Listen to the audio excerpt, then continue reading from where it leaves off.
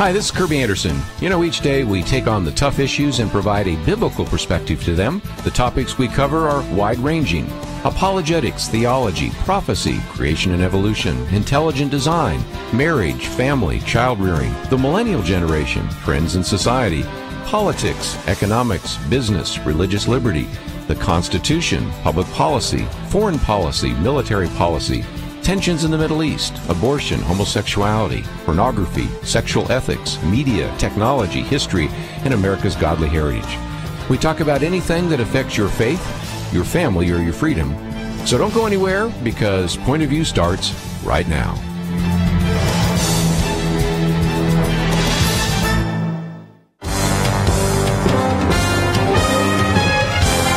Across America, live.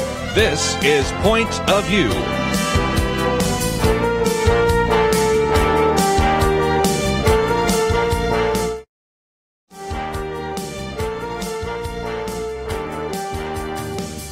And now, Kerby Anderson. Thank you for joining me. It is our weekend edition, and we're going to be covering lots of different issues today. Penna Dexter in studio with me, and then in the second hour today, we'll have Kelly Shackelford joining us. We'll look at some of the religious liberty issues. Also bringing a guest with him, Brian Glitchlich. I think that's how you say his name. We'll find out a little bit closer, and he is a digital forensic expert. So we're going to talk about some of those issues that are affecting various broadcasters and politicians. So we have lots to cover, and of course, we want to also give you a chance to join our conversation. 1-800-351-1212. Penna, as always, we've got lots to cover today. We do. And Kerby, this is the first time that I've been able to join you for the first hour now, the new first hour this week that specifically broadcasts in Dallas. And thanks for having me. Well, it's going to be an opportunity. And I might just mention that if you're not familiar with some of the material that we're going to talk about, Penna Dexter's commentary, Mainstreaming Mass Murders, we're going to be talking about that in just a minute.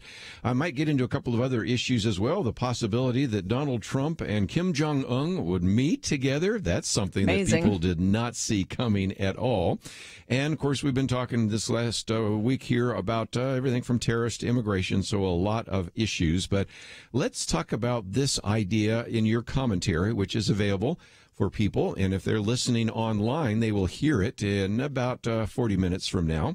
But it is an opportunity to understand, I think, what was going on. Because, Penna, as you well know, when we look at what happened in Parkland, Florida, there is a sense in which you had this young man who was a ticking time bomb. Here is an individual that had never been arrested but had assaulted students. He cursed at teachers. He kicked in classroom doors. He started fistfights. He threw chairs. He actually claimed to want to be a school shooter.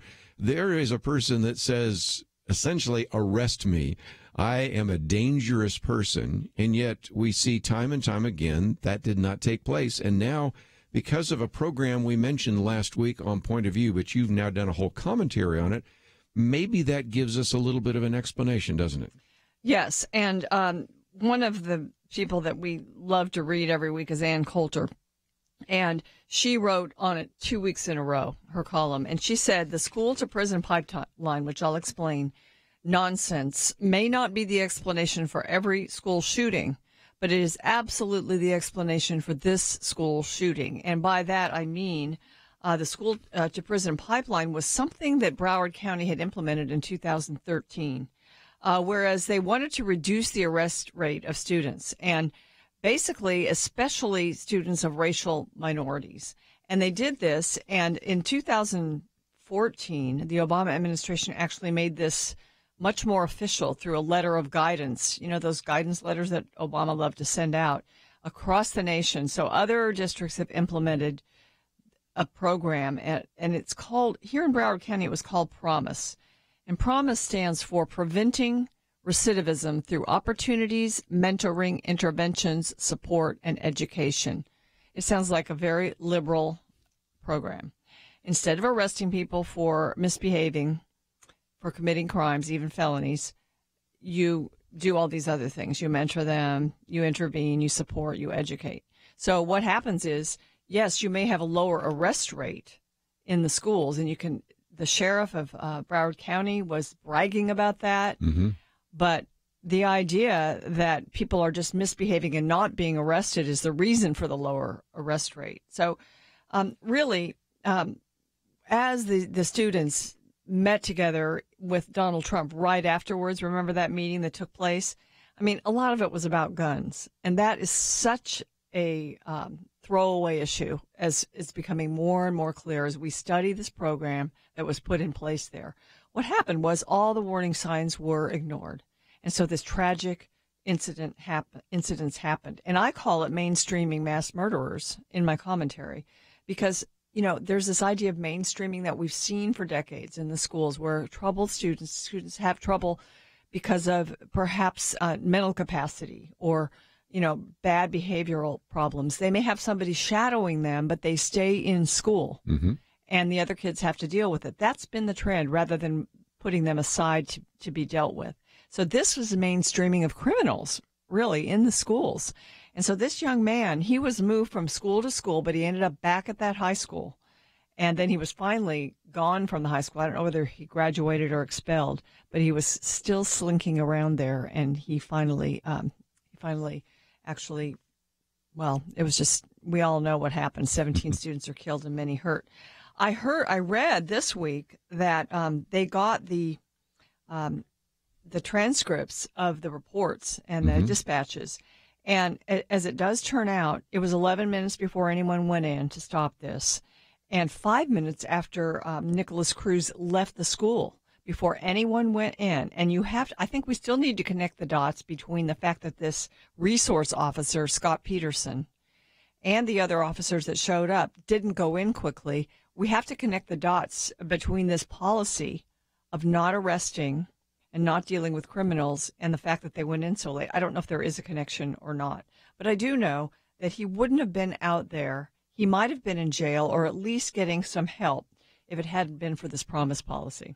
Let's, if I can, explain why they did this, because right now, as we've explained it, you got to say, well, this is the most wrong-headed policy in the world that you can possibly come up with. But let me for a minute try to explain why they thought that this would work.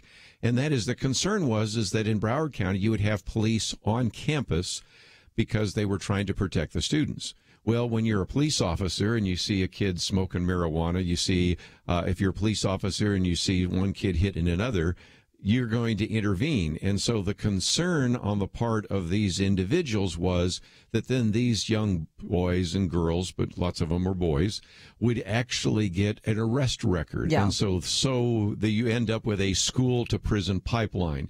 They graduate from high school, or they don't even graduate from high school, and their next step is to end up in prison because they've already got an arrest record because you have the police in the schools.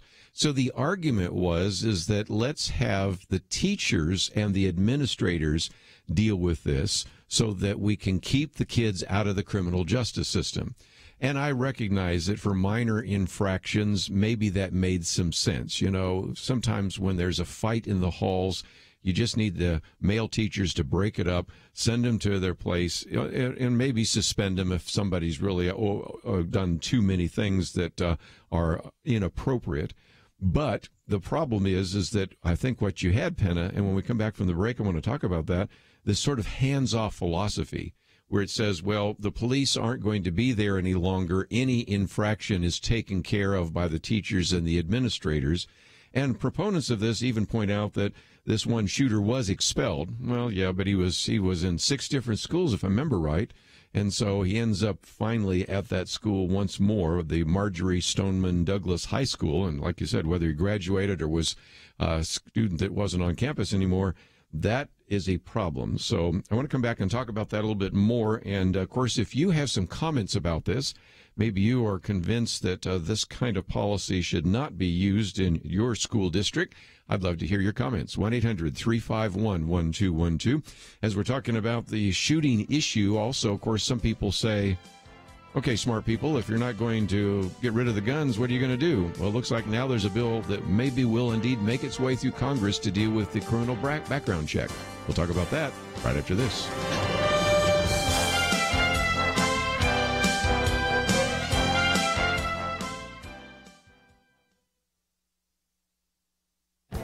This is Viewpoints with Kerby Anderson. You know, proponents of gun control would like to ban or at least significantly restrict the manufacture, sale, and distribution of semi-automatic rifles.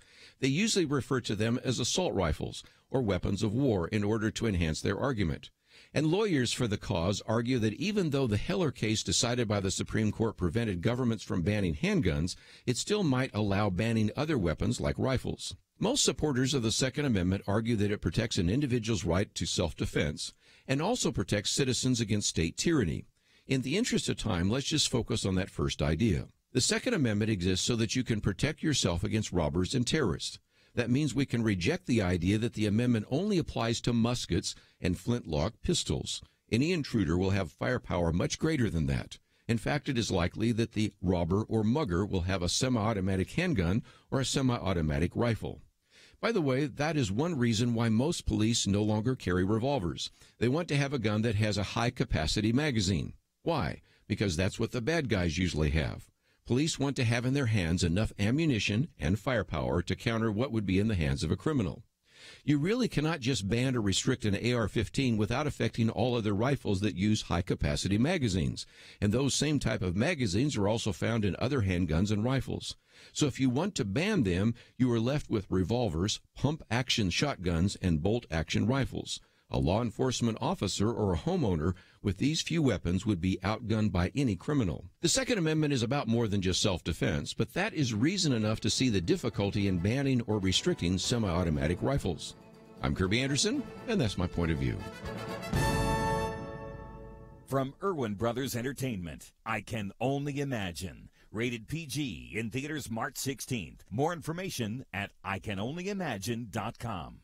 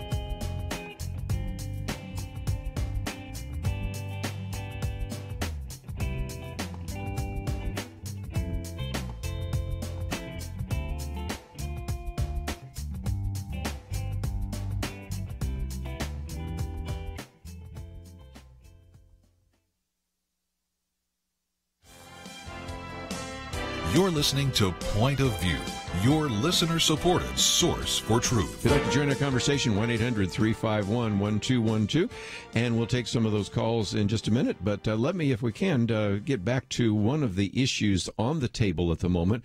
Has to do with the issue of gun control, and has to do, in this case, with not so much guns as it has to do with why was there such hesitancy on the part of police. Now, you don't want to lay all the blame on the Promise program, but at the same time, Penna, I think as we were just trying to carefully explain, when you have a policy that says when police are on campus and they then end up arresting students for minor offenses, you're actually perpetuating the school-to-prison pipeline. So when you tell the police, we need to have you back off, there is sort of a hands-off philosophy, and I think that's part of the issue, is that they sort of are hands-off. And so when we start reading about the fact that individuals did not go in right away, that there were, in your column, what do you say, 45 credible calls from citizens validating the impending danger of this individual, maybe that's at least a partial explanation. And more to the point, other schools that want to implement something like the Promise program need to think twice, don't you think? Well, they need to learn from this for sure. And you know, this is part of criminal justice reform. We had some years of getting tougher and tougher and tougher, and perhaps the prisons are overfilled, and there's this whole idea that certain races are over arrested and over prosecuted, and so Cruz had an Hispanic last name. I don't know how much Hispanic he actually is. He doesn't look it in his pictures.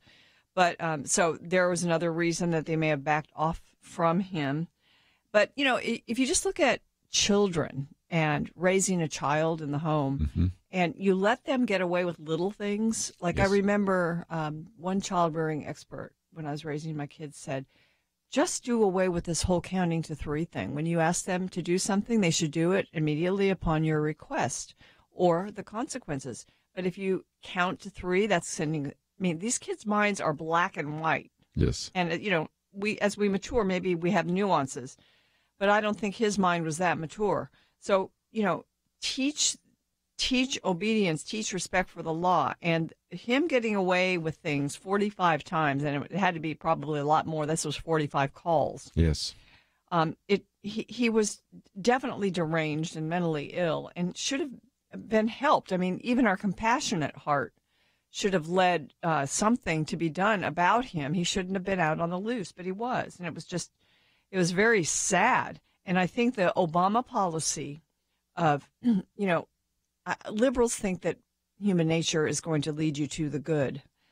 Conservatives, in a sense, put in safeguards for people's sin because conservatives come from, I think, more of a Christian worldview, and we believe in sin. And so you're dealing with a sinful heart, and that's not what this type of policy does. And so, bottom line, I think that had seeped into the thinking of people in Broward County because it had been in effect for enough years. So this was a big part of why this happened. If I can quote something else you have here, the Broward County Sheriff Union President, Jeff Bell, said that under promise, we took all discretion away from the law enforcement officers to effect an arrest if we chose to. So first of all, you were talking about the shooter and how he may have been able to get away, or other students were able to get away. But the other part of this equation is that when you tell law enforcement officers that you no longer can use your best judgment and you no longer have any discretion, that's a prescription for disaster too, don't you think? Well, it is. So, I think about this. Everyone in the country is just scratching their heads about this Scott Peterson resource officer that stayed outside. And first excuse was, we thought the shooting was outside. But then there's even tape now from the dispatch that said that at some point he realized it was inside and still didn't go in. So you wonder about that. But then, perhaps there was a lot in his mind about, okay, what if I go in and kill the perpetrator and, I end up having to explain that for the rest of my life. There are a lot of things at play. So if police, and we've seen this in Black Lives Matter and a lot of other situations that have been happening across the country, if police are not allowed to do their job, then, many of them will back off. They won't do it to the full extent that they should be able to do it to be effective. Let me just mention that if you would like to read this commentary by Penna Dexter, it is posted on our website, pointofview.net. If you'd like to receive these commentaries, mine come out every day, Monday through Friday. Hers comes out once a week. So Monday through Friday, you will receive it in your inbox, and Penna's you will receive on Saturday. So if you haven't gone to the website, pointofview.net, you can just click on that button there, and it's an opportunity for you to, first of all, read it, to see more commentaries, and to sign up. So all of it available right there on the website, pointofview.net. Well, a lot of people are saying, okay, well, all right, what can we do? And one of those ideas, which I've talked about before in some of my previous commentaries, is we need to fix what are called the National Instant Background Check System. Now, I've purchased guns, so I understand what it takes, that if you go to a gun show or you go to a gun shop, they will want to get your information, and then they will check on the database, the registry, to indeed see if indeed you are cited for any reason. And there are all sorts of reasons. You might have a felony. You might have some restraining order against you, and go on and on and on about the different things. But, Penna, one of the things we learned from the shooting that took place here in the state of Texas was this was an individual that should have been reported by the Air Force and was not. So this bill to actually bolster the gun background checks now apparently has more than 60 votes. John Cornyn, who's one of the sponsors, who's a Republican, and his co-author, Chris Murphy, who is a Democrat from Connecticut. So you're really putting together a gun rights person and a gun control person. At least we can agree on this. And now they think they have 62 supporters of the bill. So maybe something actually will take place. Yeah, I don't even think the NRA, correct me if I'm wrong, but I think the NRA thinks this is fine. Because really what this does it's not that different from legislation we have. It's just that it strengthens the enforcement and really the idea that the Air Force didn't, they just had some sort of a glitch where they didn't get this guy into the system. Well, that had devastating consequences. So this just has to be shored up. And this should have been passed a long time ago. It's politics. And why these aren't done. Part of it is federalism, and we're going to talk about federalism a little bit later when we get into immigration. That is, the federal government can mandate certain things, but then the states don't actually have good records. And so this apparently, and this has very broad support. I'm looking at a number of Democrats that have signed on from New York and Virginia and Oregon and Connecticut, as well as, of course, I think virtually every Republican has signed on with it now. Recognize that you have to specify which records need to be reported and who has the responsibility to report them. So while it is true that there have been some gaps in the system, there have all sorts of people claiming that this has been an effective means to keep some people from buying and purchasing guns. The reality is the criminals, the terrorists, they're going to not go through a background check anyway. So let's not delude ourselves into thinking that this is going to be the one silver bullet. Sorry for the metaphor, the one simple answer to this, because indeed, when bad guys can't get guns through this system, bad guys will get those in some other way. But the shooting in Texas, in Sutherland Springs, Texas, was a direct result of, the shooter got his guns because he wasn't in the system.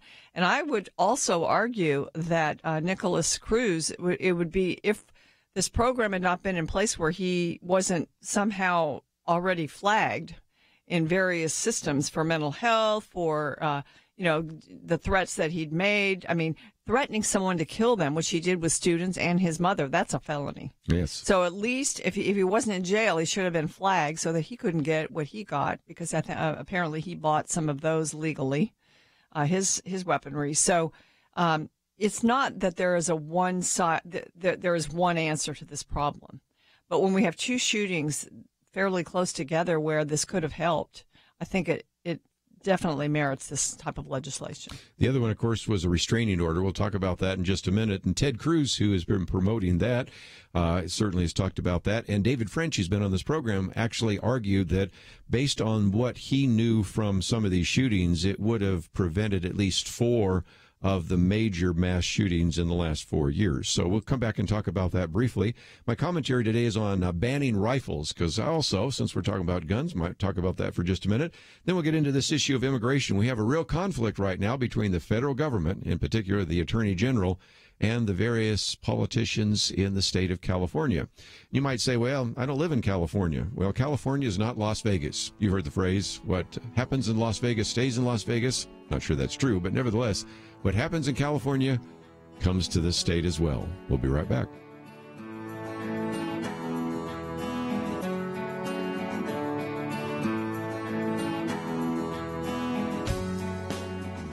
From Irwin Brothers Entertainment comes I Can Only Imagine.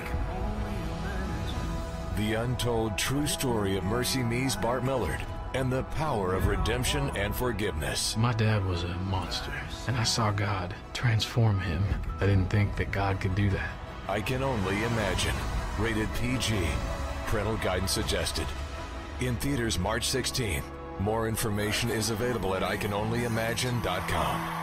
When you listen to the news, do you ever feel like you're living on a different planet from those presenting the headlines? We've always known there was a subtle bias, but today, it's about as subtle as stepping off a 1,000-foot cliff. The only way to counteract that bias is with the truth. To join the Truth Team at Point of View, your support will educate and encourage potentially millions every day. Don't let lies win. Step up so that lives and our nation can be changed. Join the team at pointofview.net/team or call 800-347-5151.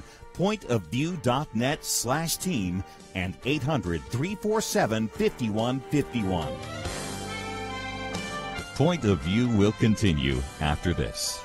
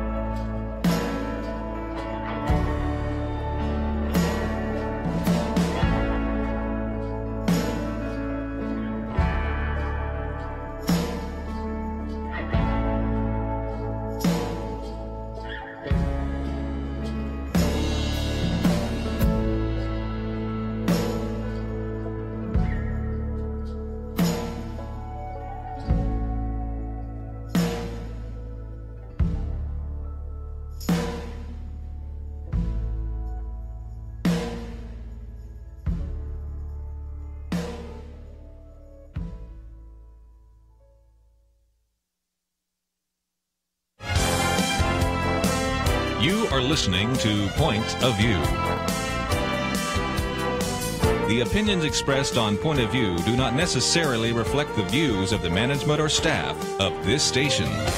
And now, here again is Kerby Anderson. Weekend edition. Penna Dexter in studio with us. And if you'd like to join us, 1-800-351-1212.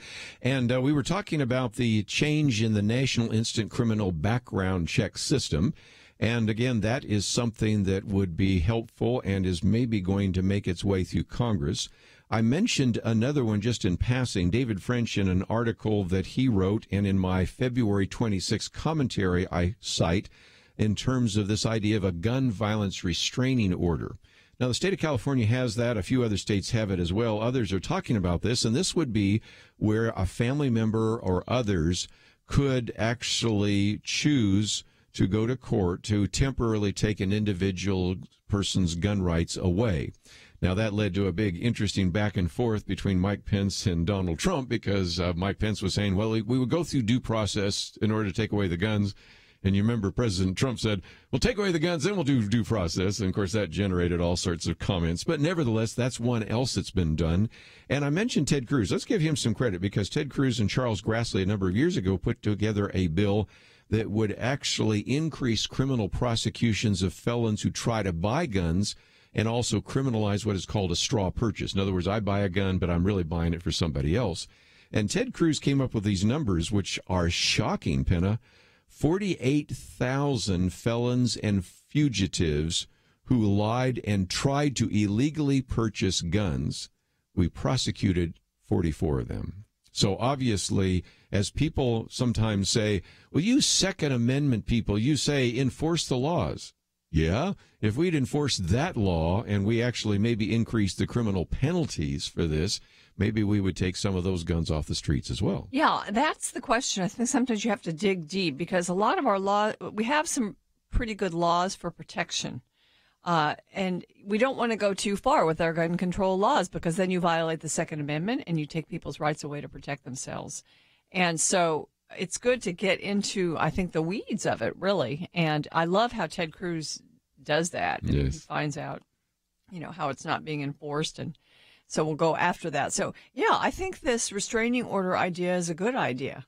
I mean, just, weigh the information, and you've got to have the right people doing that, so it's not done willy-nilly. But when there's a valid reason, you should. And David French, who knows a lot about that, because, he served in the military. Right. You've known him for years, and, of course, we've had him in the program as well. Interesting guy. He left religious liberty law. Right. To go serve in Iraq and as a 40-something dad. Better than anybody else. Yeah. And oftentimes it's helping clarify some of the incredible miscommunication and misinformation about that, which brings me to my commentary today. You can read it if you want. Of course, we've already mentioned Penna Dexter's. We put both of them up on Fridays. But he was one that sort of reminded us that, again, if the Second Amendment is about just self-defense. Most people say the Second Amendment is for two reasons: to prevent tyranny. An armed citizenry is really hard to take over in terms of a dictatorship. But if you just even take the argument that it's just for self-defense, well, that sets aside all the arguments that you normally hear, because then that means the Second Amendment wasn't about muskets or flintlock pistols, because the burglar, the mugger, the terrorist coming into your home isn't going to have a musket. You're going to want to have the same thing that they have. Oh, that brings us to the rifles. Yeah, it brings us to the rifles. And so, again, that's the whole issue, that that individual that is going to mean you harm out of ideological reasons or greed or whatever, so whether it's a robber or a mugger or a terrorist or whatever, they're going to have a pistol, or they're going to have a rifle that has a very significant high-capacity magazine. Well, that sets aside the argument that, well, we can only allow you to buy a magazine that only allows you to have 10 ammo, 10 bullets or something like that, because that individual's going to have more of that. And so when people start saying, well, we'll just ban the AR-15, well, all sorts of other rifles and handguns use magazines as well. And if you look at the bill that Senator Dianne Feinstein has put forward, I haven't done the analysis, but others have said that would essentially ban 80% of all handguns and 50% of all rifles, because all these other handguns and rifles use magazines as well. So when people say, oh, we don't want to take away your rifles, we just want to ban AR-15s, well, that logic essentially bans any other thing that has any kind of high-capacity magazine or any kind of magazine, which is what most rifles have and most handguns have. Yeah, and, if we ban, the other part of this is if they've been so popular. So if we banned them, there would still be so many out there that it's not fair again because there's so many out there. So if you want to be protected in your home and you finally decide things have gotten to the point where, I feel that need, then you need to have what is out there. As you and I well know, we were around doing this broadcast back in the 1990s when we had the assault weapon ban. I found that it really did not have an impact on the crime that was committed or on the shootings that were taking place. The one impact that I noticed, if you went to a gun show, if you had a gun that was called a pre-ban gun, it sold for 3 times what something the black else, market. Because it was still legal to sell, but now the value and these high-capacity magazine clips were much more expensive. So all it simply did was make some of those easier to sell for a higher price. But when you look at the kind of impact that it had, as Senator Marco Rubio pointed out the other day, it really did not make any difference. In past years, earlier in the last century, for instance, or before, we had more, fewer restrictions on guns, and they were abused less. I mean, it was just a little bit more routine for people to have firearms, to have that protection. At a younger age, kids were taught. And so, unfortunately, we live in a different culture now. We've got, there's just this culture of death, I think, out there that, and we've got a lot of influences on our kids. So we have to be careful. We have to put certain things into place. But I think to change the culture is going to involve a bigger national conversation. There's not a simple answer. One of the other articles I posted earlier in the week, I'd love to get your comments about that for just real quickly, and then we'll get into the issue of immigration for just a minute, comes from our friend David French, and he said, he posted a very long thought piece on The Atlantic explaining that when his wife one day looked out, there was somebody who was blocking the driveway and wanted to know where David French was, and he was obviously meaning him harm. She was able to diffuse the situation because he was like miles and miles away and could not have helped her. And that's when they started thinking about whether they would buy a gun. So what he did is he tried to help people understand what the gun culture is. It's not just a bunch of wacko people, but these are people that recognize that this could be a threat. And so when he wrote the piece in The Atlantic, and also when Bethany Mandel wrote the piece in the New York Times, who's just been vilified, he says you end up with 3 arguments, and it explains why the left won't win the gun debate. Because the first one is that you shouldn't base your decision about owning a gun on fear. And he says, does that make any sense? When you buckle your seatbelt, I mean, there's a little bit of a fear that you might get into an accident. And when you ride a motorcycle, you put on a helmet, so just in the fear that you might have an accident. So that doesn't make a number of points. He said that the other argument you hear is that you're foolish because if you own a gun, then you're more likely to kill yourself than to actually protect yourself from a criminal. And he points out that's just not true. That is so. John Lott has pointed that out. He says even when you include suicides in the analysis, which, again, is not a fair analysis, you still see that many more times are guns used to prevent a crime than for people to hurt themselves. And when you take out the suicides, which are a large part of that, that's the case. And then the final one is, well, okay, maybe you need one, but you don't need a large capacity magazine. You don't need a rifle. And I think we just answered that a minute ago. But again, it's just kind of one of those arguments that you're hearing, and a lot of it just comes from condescension. You're doing it out of fear. It's the antidote for fear. Yeah. When we're afraid, we do something about it. Right. We don't just sit there and cower in fear. We do something about it. And having your firearms is a good thing. I have a friend who's a widow, and she has a nice home in Plano, Texas. And she's got a little sign out in front that talks about how, she's armed. Mm-hmm. And so, it just kind of makes her feel better, less afraid. And she is. And she knows how to use it. Well, and again, you've seen some of the signs that have shown up in some of these school districts where it says the teachers and administrators here are armed and will do anything to protect the lives of the students. Well, it's just like anybody that wants to do any harm in that Plano neighborhood. When I see that sign, I'm saying, I'm passing that one. I'll stay away from that home. Yeah, I'm not robbing that home, not going into that one, because, again, deterrence has an impact.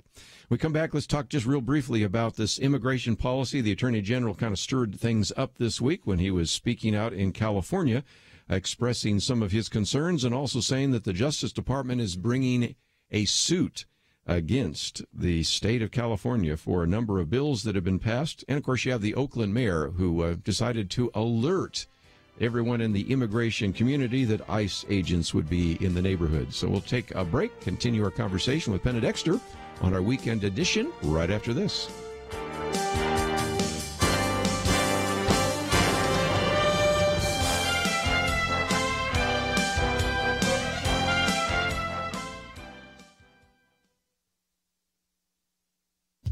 After the horrific school shooting in Parkland, Florida, a meeting of surviving students was convened at the White House. 15-year-old Justin Gruber reminded the president he wasn't even alive 19 years ago when the Columbine High School shooting took place. The Wall Street Journal's Peggy Noonan laments, "We're in the second generation of public school terror." Yet federal school discipline guidelines, complete with monetary incentives for districts, show we've learned nothing from these horrible massacres. The guidelines attempt to end the school-to-prison pipeline by advancing a misguided philosophy that makes arresting teens taboo. Since the shooting, reports have surfaced of 45 credible calls from citizens validating the impending danger shooter Nicholas Cruz posed. He was never referred to law enforcement or expelled, just moved from school to school. The root of this goes deeper than incompetence on the part of the sheriff's department. Beginning in 2013, Broward County schools were actually discouraged from reporting dangerous students. That year, the district launched Promise, preventing recidivism through opportunities, mentoring, intervention, support, and education. Promise's stated rationale is that, quote, arrests and referrals to the criminal justice system may decrease a student's chance of graduation, joining the military, and getting a job. Since implementing the program, the district has seen a 66% drop in student arrests. Broward County Sheriff Union President Jeff Bell said that under Promise, we took all discretion away from the law enforcement officers to effect an arrest if we choose to. In 2014, the Obama administration issued its guidelines, stating that districts are expected to post lower numbers on disciplinary problems, especially involving minority students. According to this thinking, it's not the behavior, but the arrest that leads to a bad future. Rather than discipline bad actors, schools mainstream them and cross their fingers that no tragedies ensue. Can we now agree that doesn't work? For Point of View, I'm Penna Dexter.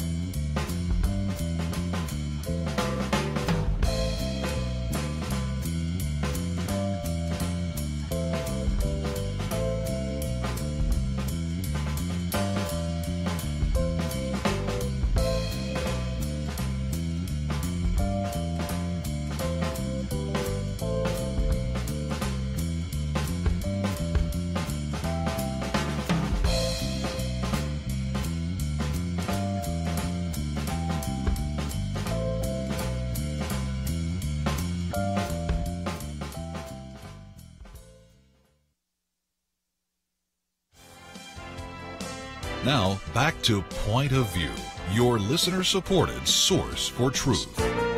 Back in just for a few more minutes as we are talking about a number of issues, but one more I wanted to put on the table. I mentioned this earlier in the week, but I wanted to get some comments from Penna Dexter in studio with us today. Is the Attorney General earlier this week was out speaking to the California Peace Officers Association, and he issued this warning and also announced a lawsuit. And he said, I understand that we have a wide variety of political opinions out there on immigration, but the law is in the books and its purposes are clear and just. And so he went on This is where it, I think, got a little bit dicey with a couple of the leaders in the state of California. He said there's no nullification. There's no secession. The federal law is the supreme law of the land, and that is, of course, based upon Article 6 of the Constitution. He said, I would invite any doubters to go to Gettysburg, to the tombstones of John C. Calhoun and Abraham Lincoln. This matter has been settled. And so there is a lawsuit which will deal with the three different laws passed by the state of California, which seem to be, in this case, contradicting federal law because it prevents individuals in the state of California from doing anything. And, of course, he also mentioned the mayor who in Oakland decided to warn the individuals in the immigrant community that ICE, the Immigration and Customs Enforcement agents, would be in there. And so they were able to round up about 150, all of whom, as far as I can tell, had either a felony charge or multiple or significant misdemeanors. But about 850 got away. And so he was also very critical of that as well. So this case is obviously going to go to the Supreme Court. And the article that I've posted the other day, which was by, again, David French, he's getting a lot of press today, was that you have to think about this because in 2012, remember when Arizona wanted to have those laws, and Justice Kennedy simply said, nope, even though your laws might actually help the federal government, you cannot supersede the federal government. In this case, the California laws actually hinder the federal government. So if this ever goes to the Supreme Court, which I believe it will, I think the laws in California will be struck down. What are your thoughts? It was the opposite case in Arizona where they wanted to strengthen their laws. Yes. And they had a better take, I think, on the dangers. I don't know why California wants to bring all these people into their community. I mean, there's other reasons to bring them in and not to make sure that they're not criminals. The mayor of Oakland was, saying, how dare you distract the American people from a failed immigration program with decent families and, talking about workers and things like that. So that's probably the vast majority of the illegals are there working, and she wants to protect them and give them the ability to do so. But within that, there's a big problem of criminality, and the Kate Steinle case is, perfect example. Yeah, certainly the best example of that. So, we've got Jerry Brown in a war now with Donald Trump. It's going to be interesting. Well, and again, one of the things that you and I like to talk about is we're always up for a good discussion or a debate, but there's no discussion or debate because what you have is the mayor of Oakland saying this is a racist policy and you're racist and you fear that always outsiders, shuts down or then debate. You have the Attorney General of the state of California saying, well, this is white supremacism. And then, of course, Jerry Brown, the governor, said, well, this just sounds like you're trying to do the bidding of Fox News. What does Fox News have to do with anything? And so when you find that in a debate they attack you or the person or they name call, that means they don't have a very good argument. And the argument is pretty straightforward because the Supreme Court has already made it clear that when it comes to immigration policy, the federal government, I hate to use the word, trumps the state governments, and certainly if that was the case when you had laws in Arizona that were trying to help the federal government, I don't see how even the liberal justices on the Supreme Court can justify laws passed in California that are deliberately trying to hinder the federal government when it comes to immigration. Yeah, and you can't. It makes sense because once someone is in the country, they're in the country. Yes. If they come in through California where there's sanctuary cities and the laws are very loose, they can go anywhere in the United States. And, even they can come to a state where the laws are a lot tougher. So it's a national security function, and it belongs to the federal government. I think that it's really true, though, that Jerry Brown has actually accused the feds of waging war on his state. I mean, he's really ramping up the rhetoric there. And again, I would always be up for a reasonable response. One of the things that Jeff Sessions said is that this is the policies that were passed, for example, by the California legislature are irrational, they're unconstitutional. I would love to have heard Jerry Brown say, no, they're rational and they're constitutional for these reasons, but they didn't say that. I would love for them to try to at least acknowledge that some of these people are bad, because you have the mayor saying this is just reinforcing the idea that anybody who is foreign born that actually is going to be dangerous. And if they'd come back and said, look, a lot of these people that are here illegally are potential good citizens and they don't pose a threat, but I'll admit that some of these gangbangers and drug runners are dangerous, then, at least you'd win over the American people, I think. But when all you do is say these are all fine, upstanding people and you're racist and you're a bunch of white supremacists, I don't see how that works for anybody other than already convinced open borders people. Well, they talk past each other. And also, I think for both parties, both sides of the aisle, it is a political issue. Yes. And so they're able to gain political power on the issue of illegal immigration. And that has to take a back seat to getting something really done. And I think, under Donald Trump, it's probably more possible than it has been in the last couple of administrations, but I'm not sure if it is possible. Well, again, in some respects, he gave in the DACA debate everything that we were told that everybody wanted, which if you had followed what Donald Trump and President Trump was trying to propose, I think you would have basically had 3 million of the DACA dreamers become citizens eventually. And when the Democratic Party walks away from that, and when you've had some of these people even refer to that as inappropriate, racist, supremacist, where's the chance of finding any compromise in this particular discussion? Yeah, you really sort of block and foreclose all compromise. Well, we need to take a break, and when we come back, we will be joined around the round table, not only by Kelly Shackelford, and boy, do we always enjoy having him, along with Penna Dexter, but he is bringing an individual who is what's called a digital forensic expert.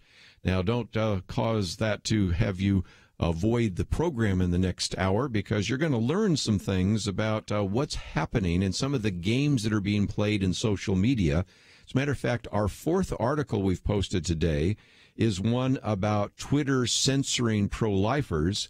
And our fifth article today is actually a story that quotes rather significantly from our guest in studio for about a half an hour. So here is an individual that over the years has been able to help some very high-profile individuals, including Rush Limbaugh. There was a hush-rush attempt, and he was able to figure out how many of these activists, really very small in number, but they were using these bots. We'll explain that in just a minute, making it sound like there was this groundswell of millions of people that wanted to take Rush Limbaugh off the air. And this will help you understand a little bit more about what happens behind the scenes. So I think it's going to be a fascinating conversation. Then Kelly Shackelford will spend some time talking with him about an institution, which I just, these are senior citizens, and he even took a picture. It says, Christian music is banned. I am convinced when I get these, Penna, sometimes this has got to be a joke, but it's not April 1st, so we're going to talk about that. We'll get back to immigration, tariffs, and a number of other issues. We've got a lot more to cover in the next 2 hours, so take the time to visit the website. You can read Penna Dexter's commentary. You can find some of our articles, and we'll be back right after this.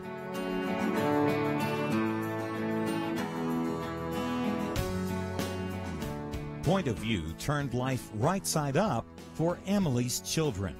Emily listens in Illinois. She and her husband blissfully sent their children off each day to what she called our small, quaint public school, until Point of View led them to watch the documentary Indoctrination. She said, "We came to realize the need for us to educate our children at home. We want their education to be built on the solid foundation of Scripture."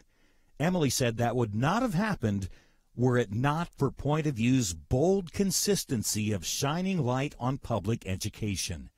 Your support for Point of View changes the future for children like Emily's. It leads people to start schools and ministries and businesses that change lives. How has the Truth Team impacted you?